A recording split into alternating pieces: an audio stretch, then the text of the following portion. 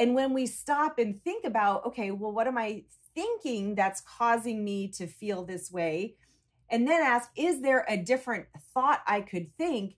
That's really powerful. That for me has been one of the most powerful things that I have learned about how to, how to think about my feelings and emotions, because it changes the emotion. Like you said, it can change it almost immediately sometimes. Not always, but sometimes it can. Welcome to the EQ Gangster podcast, where you will learn practical tools to grow your mental and emotional health and intelligence to be the best version of yourself, both at work and at home. It is real, raw, and transformational. The journey of emotional growth isn't easy, but it's worth it. I believe in you.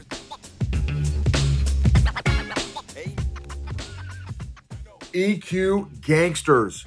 So this episode is going to be on what's the relationship between critical thinking and emotions. And this episode is sponsored by two companies. One is called Arrowhead Leadership Consulting, which is, of course, the consulting company that I am in business with my classmate, Eric, Big Eric, CEO of the company. We are impacting and transforming leaders' lives at work and at home. The podcast that is also sponsoring this is Filter It Through a Brain Cell. What? There's Mama Sita right there. For those of y'all on YouTube, you got to see Mama Sita, the creator and founder of Filter It Through a Brain Cell. She was literally the number one podcast for how to on Apple for, I don't know, couple weeks, whatever, which is incredible when you think about how many podcasts are on Apple. She has probably close to 600,000 downloads already. And she teaches high schoolers and middle schoolers and parents how to think critically and spot logical fallacies, which if you're on any kind of social media today or follow any kind of media, period, there is a truckload of examples of this. So we're going to be she's recording an episode with me on it, and I'm going to record that episode for one of my episodes on the questions that she's going to be asking me regarding the relationship between critical thinking and emotions. How do we think about emotions? So without further ado, Mama Sita, kick it off. Okay, so wait. All right, so our special guest for tonight is my husband, Noble Gibbens, and Noble is the host of the EQ Gangster podcast, and he teaches emotional intelligence. You may never have heard of emotional intelligence, but don't worry, as we do, we're going to define our terms here in just a minute. But really what I want to talk about today is how to think about emotions and feelings, because society and culture right now is telling you that your emotions and feelings are the most important thing about you and that you should pay attention to them and you need to follow them, and whatever your emotions tell you must be true. So we're going to dive in and ask the question, is that really true? Whatever your emotions tell you, is that the truth? And how should we think about our feelings and emotion? What is the relationship between critical thinking and feelings and emotions? So, babe, if you could, can you just take a quick minute and introduce yourself and tell my audience how you came to do what it is that you do? So my name is Noble, and I have been doing emotional intelligence skinny for, well, let's say this. I have been working on my own emotional intelligence for probably over 5 years now, maybe 6, 7 years by now. And it was after I yelled at you, my wife, at the time of 20 years, 3 times in 3 weeks. And she said 3 things. You said 3 things. 1, don't ever do that again. Number 2, you've never done that before, which means number 3, you have more issues than Sports Illustrated. And I was like, snap, you're right. Went to therapist. The therapist was like, hey, Noble, let me teach you 2 revolutionary new concepts called feelings and emotions. And I was like, never heard of them before. No idea what you're talking about. That started me on a 2-year, very intentional emotional fitness journey. 2 years into this emotional fitness journey, consistent, regular emotional fitness journey, all these big rocks in my life started transform and change. My faith, my marriage, my parenting, my finances, my fitness, my business. and I told you that, man, I've got to start a podcast sharing the junk in my trunk and the corresponding lessons learned, because I can't be the only emotionally clueless guy out there. There's got to be other nobles out there like me that maybe I could help them through my lessons learned and my failures and shortcomings, and hopefully encourage them, and hopefully even speed up and reach some of them before they hit the age that I was and start their emotional growth journey sooner than I did. So, and then from there, that turned into, now I do executive coaching and emotional intelligent leadership coaching for companies, big companies that need to develop and grow their leaders. And oftentimes they're not only lacking in leader development in companies, but also in emotional intelligence in their leaders as well. And keynotes, speaking, workshops for teens, and again, primarily executives and leaders. Absolutely. Can you define emotional intelligence? What is that? What does that mean? So emotional intelligence, there are a few ways that I like to define it for the audiences that I talk to, and I'll kind of do an incremental kind of deal, a layered approach. So like 3 layers to this emotional intelligence cake, if you will. The first layer is emotional intelligence is getting your emotions to work for you instead of against you. So that's number 1.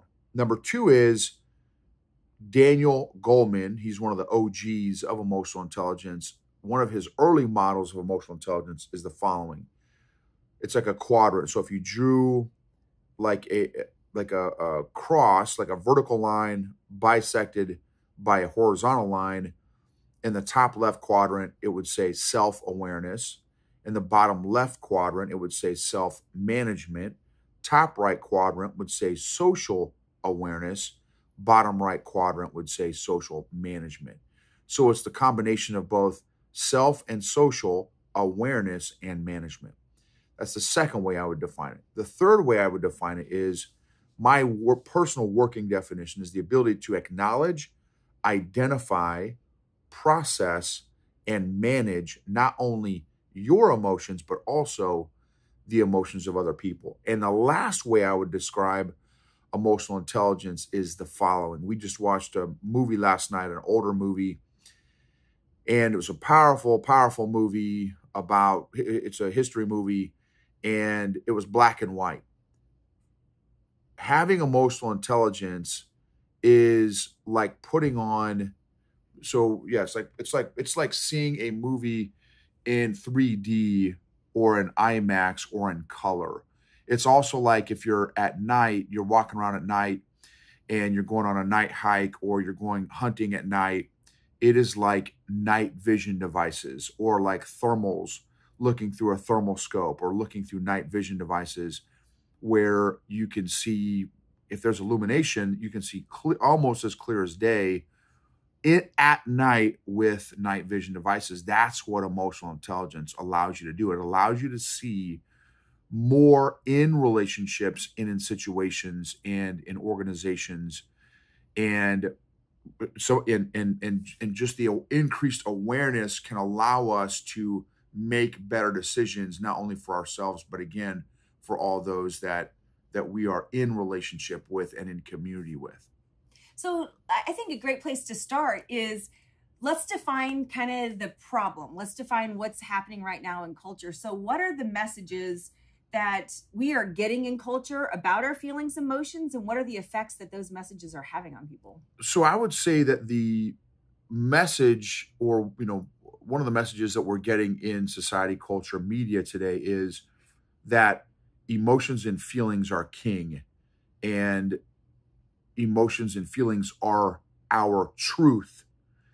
And the consequences of that are a couple things. One, emotions and feelings are real.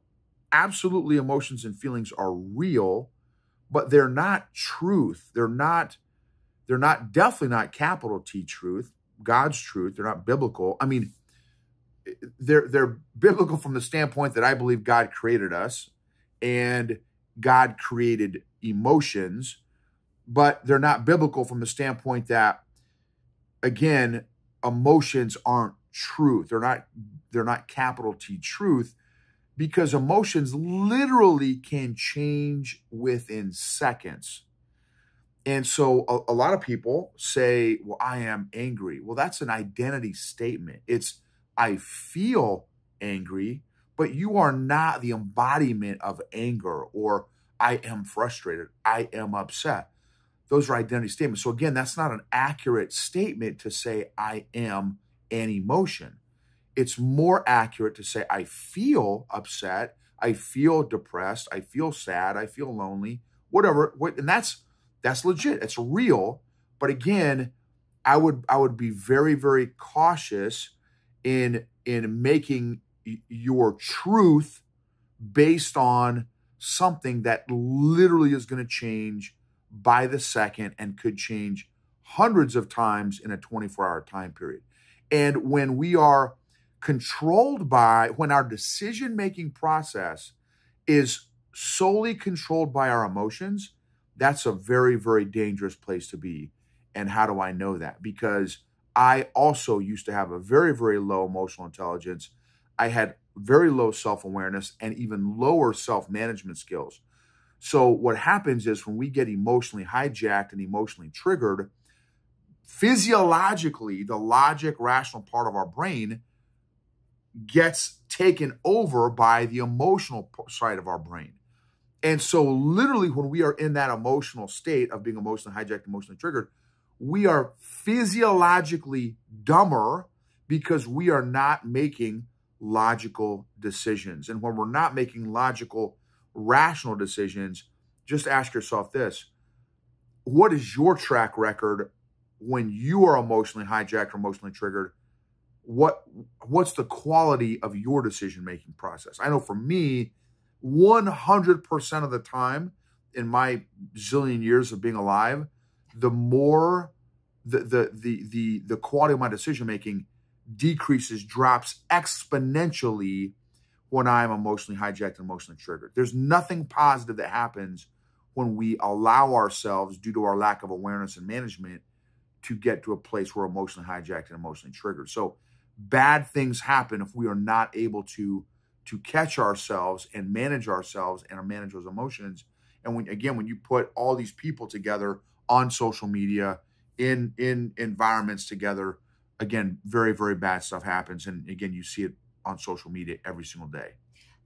And I think it makes us when we aren't able to be aware of ours and others' emotions, it makes us susceptible to appeals to emotion. It makes us very easily used. Like somebody can appeal to pity, appeal to guilt, appeal to fear, appeal to name the emotion and control us, get us to do anything, get us to think something, get us to believe something, if we don't have a certain level, at least a functional level of emotional intelligence. Do you agree? There is so much control and abuse and manipulation by name any organization that has people in it. And some it's intentional control manipulation. Some of it is unintentional control manipulation. The reality is, if we're not aware of it, if we don't have the language or the tools of the awareness or the management, we will be hook, line, and sinker controlled by those people who utilize, again, consciously or unconsciously, our emotions to control, or emotion to control us. Okay, so how do we, this question is going to be a little bit of an oxymoron. So maybe it is, maybe it isn't, you'll know. But how should we think about our feelings and emotions? And even asking it might sound funny to people, like, what do you mean think about my feelings and emotions? I don't think about them, I just feel them. But can we think about our feelings and emotions? And if so, how do we do that? So, great question. Yes, we absolutely should think about our emotions. And in fact, yes, we absolutely should think about emotions. And it's when we don't, again, that lack of awareness is what gets us in trouble, and the corresponding lack of tools or ability to manage those emotions. But in order to manage, you can't manage what you're not aware of. You can't track what you are not aware of. So you have to increase your awareness, first of all. And then second of all, learn those tools to manage those emotions. So how how do we think about emotions? So emotions are data. Emotions are information. Emotions are signals. Emotions are gauges on our emotional dashboard. The fuel gauge, is the fuel gauge good or bad? It's a fuel gauge. It just provides data. Is the oil, how much oil you have in your car, is it good or bad? It's just data. Same thing with our emotions. There's no such thing as good emotions or bad emotions. It's data. There's no such thing as good numbers or bad numbers. It's numbers. So same thing. We just need to ask ourselves, what am I feeling? Where am I feeling this in my body? What's the emotion? Because some emotions we feel in different parts of our body.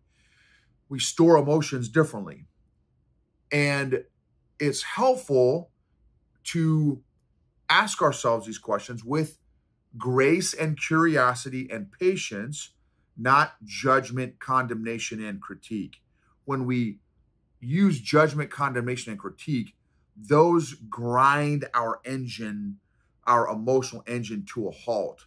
Those are not helpful, healing, growth-oriented emotions to add to our emotional tank. That will get our emotional engine to a halt and then cause other problems. Grace, curiosity, and patience is like a lubricant to our engine, allows our engine to continue to grow. So like, and go. So, okay, what emotions am I feeling? I'm feeling some emotions pop. What emotions am I feeling? Why am I feeling these emotions?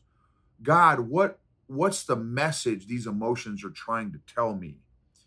And what's accurate about where these emotions are coming from? Maybe inaccurate. Is it, because here's the other thing too, is emotions come from thoughts, and we can have some inaccurate thoughts about things, very inaccurate thoughts about things. So, which will lead to emotions that we can say, oh, it's how I'm feeling. And it's true. That is how you're feeling. But the emotion and the feeling may not be based on accurate thoughts, accurate thinking. So it's huge to catch ourselves before we get to a point where we get, again, emotionally hijacked and emotionally triggered. No, and I think that's been one of the most powerful things that I've learned about emotions and feelings, is that they come from our thoughts, and we can choose our thoughts. We can choose different thoughts in any given situation. I love the example of, say there's a traffic jam, right? There's on the highway, there's a traffic jam, they're doing construction or something, everybody's stuck. It's going to be a 20-minute delay getting where you're going. If you think about all the different cars stuck in that traffic jam, they're all in the same circumstance. They're all experiencing the exact same circumstance. They're stuck 20 minutes in the car. But there could be a different thought going through each person's head. One person could be late for an interview. They're going for a job interview that they really want to get, and now they're going to be late. And that person is sitting there stressed and anxious and worried and defeated because they're thinking, oh no, I'm going to be late for my interview. I might not get this job. That's going to affect all these other things. And they're having a terrible moment. Whereas another person could be sitting there, not necessarily on their way to someplace where they have a deadline, and they're listening to a great podcast. This would be me. And they're excited. Yes, I get to finish this podcast. I get to listen to the whole thing. And they're kind of excited about the delay. Another person could be just bored and wanting to move on, right? So exact same circumstance, different thoughts create different feelings and emotions. And when we stop and think about, okay, well, what am I thinking that's causing me to feel this way? And then ask, is there a different thought I could think?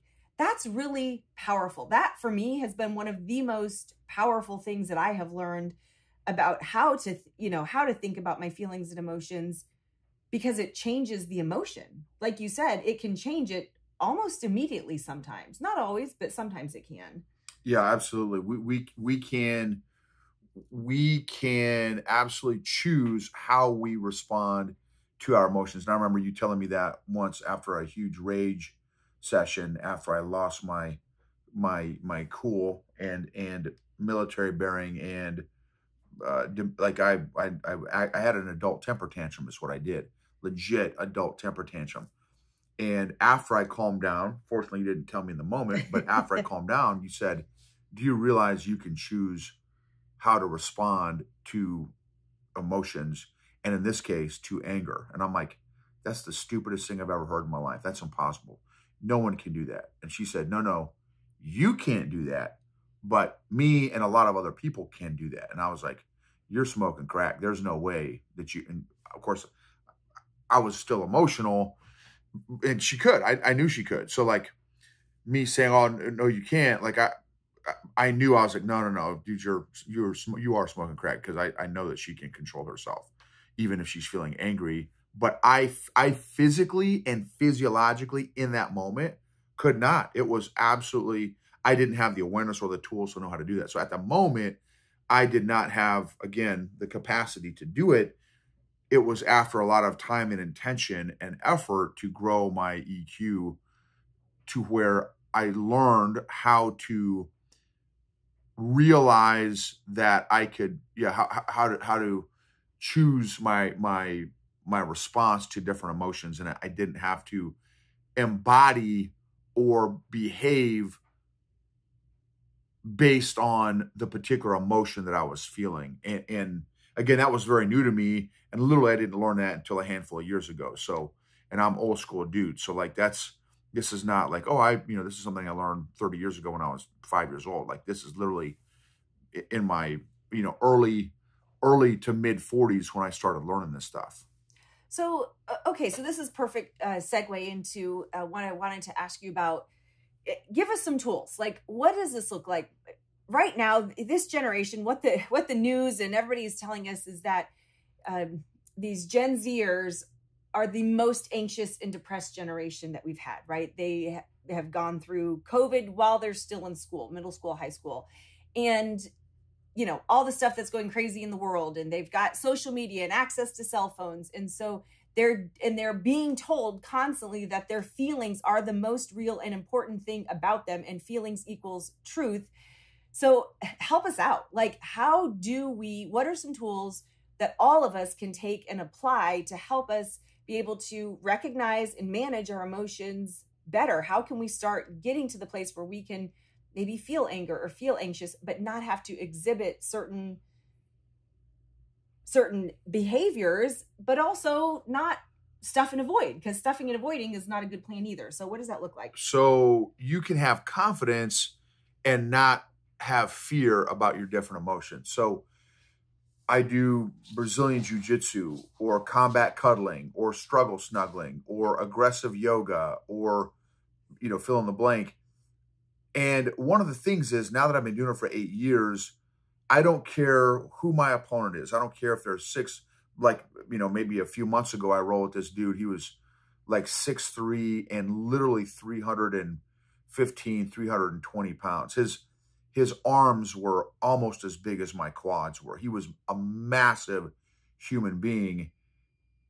And I'm like, bro, let's roll. Let's do this. And so I was able to adjust my jiu-jitsu game enough to where I did very well with, against him, tapped him out.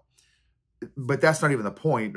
The point is I had no fear to roll with him. Now, I knew he was not going to be an easy roll, but I was looking forward to it. Like, oh, this is a cool puzzle. I wonder how this is going to go. I wonder where his strengths and weaknesses are based on my strengths and weaknesses. And and maybe the next time we roll, he beats me, but still I'm not going to have any fear in rolling with him, because I have enough tools to handle that particular puzzle piece that is 6'4", 315 pounds. So my point is, when you develop and learn the tools to handle emotions, you don't have to fear any of your emotions. You can. I had a psychologist tell me this. He's like, Noble, why don't you befriend your emotions? Why don't you, Noble, if you felt depressed quite a bit, and I have, depression is a very familiar emotion for me. He's like, why not befriend it? Why not become its buddy and learn about it and get to know it, instead of running from it and, oh my gosh, oh, here comes scary depression. Here comes this 315-pound, 6'4" jiu-jitsu guy named Depression who wants to roll with you. Sweet. Hey, Depression, let's roll, man. What am I going to learn this time when I roll with you? Oh, okay, I'm going to learn this. I'm going to learn that. What am I going to learn about myself rolling with Depression? What am I going to learn about God ruling with depression or anger or frustration or sadness or loneliness, whatever, right? So when you learn the tools of emotions and managing emotions and processing emotions, it can be something you actually look forward to and not run from. And realize, again, these are not emotions. God didn't make emotions to become our masters. He created them to inform us and help us make better decisions, not to control us. So anyway, a couple tools. Episode 273 on the EQ Gangster podcast is with a Dr. Brooks Gibbs, and episode 273. He's a psychologist, speaks all over the world to teens. Literally, that's his audience, is teens. And he teaches resilience and anti-bullying stuff. Episode 273, EQ Gangster podcast. And he shares a tool called NNP, negative, neutral, positive. Ask yourself when a big event happens, a big significant emotional event happens, 3 questions: negative, neutral, positive. So the negative question: what's the worst thing that could have happened in this scenario, right? So, and did it happen? Okay, well, this worst case scenario is I could have died. Okay, did it happen? No, I didn't die. Neutral: how will this event affect me in 5, 10, 15, 20 years? Will it still affect me 5, 10, 15, 20 years? Okay, and you got to answer that, yes, no, maybe so. The third question is, what is positive, right? Negative, neutral, positive is, what can I learn from this? How can I grow from this? What can I learn from this? How can I grow from this? So negative, neutral, positive. That's a great way. He calls those are the resilience questions, how to build resilience and mental and emotional toughness. In fact, the other thing he said was super powerful. He said that, the number one sign of emotional intelligence in somebody, and I was like, I had no idea. He said, being unoffendable. Being unoffendable. And I thought, man, I was like, dude, that's fire. Was Jesus ever offended? No, I don't remember any time in the Bible where Jesus was offended. Did Jesus get upset sometimes? Yeah, absolutely. But did he ever get offended? I don't know that he ever got offended. So I thought that was really insightful. Another great tool that I like to use, I won't go elaborate here. I talk about it a lot on my podcast. It's called Gorilla Aped. Gorilla Aped. And gorilla stands for gratitude. If you practice gratitude 3 minutes a day, 3 to 4 days a week, it's the equivalent of taking a drug to make you happy. It's equivalent of taking a pharmaceutical drug to make you happy. And that's literally practicing gratitude 3 minutes a day, 3 days a week. You can even practice it daily, but anyway, so that gratitude is gorilla. Gorilla is gratitude. Write down everything that you're grateful for that you can think of in 3 minutes. Start your watch alarm, phone alarm, 3 minutes. Just vomit as much stuff as you can that you're grateful for. Next one is acknowledge, aped, A-P-E-D, acknowledge. Acknowledge your emotions. Write down the emotions that you're feeling in the moment. From 1 to maybe there's 10 of them, maybe there's 20, maybe there's 5, maybe there's 30. Write down all those emotions. Then next to the emotions, it's write down on a scale from 1 to 10. How intensely are you feeling those particular emotions on a scale from 1 to 10? 10 being very intensely, 1 being not very intensely at all. Then P is permission to feel. So gorilla is gratitude, A is acknowledge, P is permission to feel. Set your watch alarm, phone alarm for 60 to 90 seconds and start with that most intense emotion. Let's, whatever that emotion is, and get a pen and paper and write down everything that comes to your mind about that particular emotion for 90 seconds or 60 to 90 seconds. Don't let any other emotion pop up. Any other emotion pops up, hey, I see you, sadness, but we're gonna talk here in just a second. Or hey, frustration, I see you, but we're not gonna talk right now. We're gonna talk in just a second. Rejection, I see you, but we're not gonna talk. We'll talk here in just a second, right? Just a minute. Boom, the alarm goes off because you were thinking all angry thoughts or emotions, whatever, which is fine. Then go to the next emotion. Next emotion is rejection. Only feel rejection for 60 to 90 seconds. Write down everything that comes to your mind, dealing with rejection, so on and so forth. What you're doing when you do that exercise is you are allowing your head, heart, and body to massage those emotional knots in your emotional muscles. Emotion. You got to get those emotions moving inside your system so that they don't get stale and static and grow. They get even bigger if you don't allow yourself, if you stew and brood, stuff and avoid, you'll grow. Those big emotions will get even bigger. But if you just allow yourself some permission, acknowledge them permission to feel those emotions and process those emotions, it will dissipate and shrink those intensity of those emotions. That's P. E is express in writing. Journal, journal, journal. Oh no, well, I'm not a big journaler. I don't like to journal. Listen, just set your alarm for a minute. Just work on 60 seconds a day, maybe 90 seconds a day, maybe 2 minutes a day. Set your alarm. Just vomit as much thoughts and emotions. It's got to be both thoughts and emotions during that 1 minute, 2 minute time period. I'm telling you, there's a lot of research on the mental health effect and benefit of journaling every single day. Next, that's E, express in writing through journaling. You can write to God, hey God, here's what I'm thinking, here's what I'm feeling, but it's got to be both thoughts and emotions. Last one is D, discuss. Discuss with somebody how you're doing, how you're feeling, get a community, a tribe, but it's got to be somebody that is loving, accepting, non-judgmental, and is safe and comfortable with their own big emotions, because if they're safe and comfortable with their own big emotions, really good chance that they're going to be safe and comfortable with your big emotions as well. And again, grace, patience, and curiosity when you're going through this process, not judgment, guilt, shame, or condemnation or critique.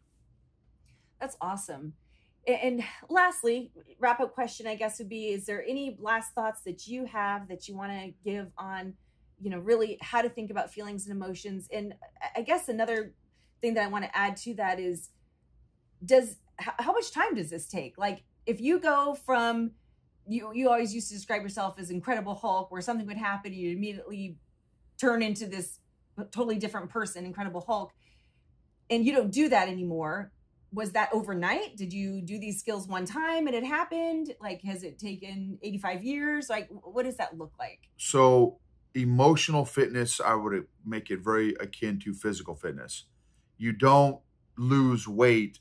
I want to lose 50 pounds tomorrow. Not going to happen. I don't care who you are. I don't care. It doesn't matter who you are. You're not losing 50 pounds overnight. Getting in better physical shape takes time. It's a consistent journey to grow your spiritual health, your spiritual fitness, your faith. You can't just go to church one Sunday. You can't just read a Bible or your Bible once and like, oh, I'm good. I got it. I read through it once. Like, no, it's consistent. It's ongoing. It's regular. It's frequent. Same thing with emotional fitness and emotional health. You will not build up mental and emotional fitness and emotional health by just doing one set of emotional push-ups or these exercises. Hey, I did them one time, I'm good. No. Practice these tools regularly. The more regularly you practice these emotional push-ups, emotional sit-ups, emotional jumping jacks, emotional bench press, emotional running, the better and more emotionally healthy, emotionally agile, and emotionally resilient you will become. So it's ongoing, and I would encourage you all to start an emotional fitness program and do it for the rest of your life. It's a journey. It's not an event. Thank you, EQ Gangsters, for being a part of this journey. Go check out Filter It Through a Brain Cell, and my awesome wife's podcast, because she is killing it. If you know parents and or teens, definitely recommend that to them. If you need any speaking on leadership or emotional intelligence, please check out airhead-leadership.com. Thank you so much for tuning in to today's episode.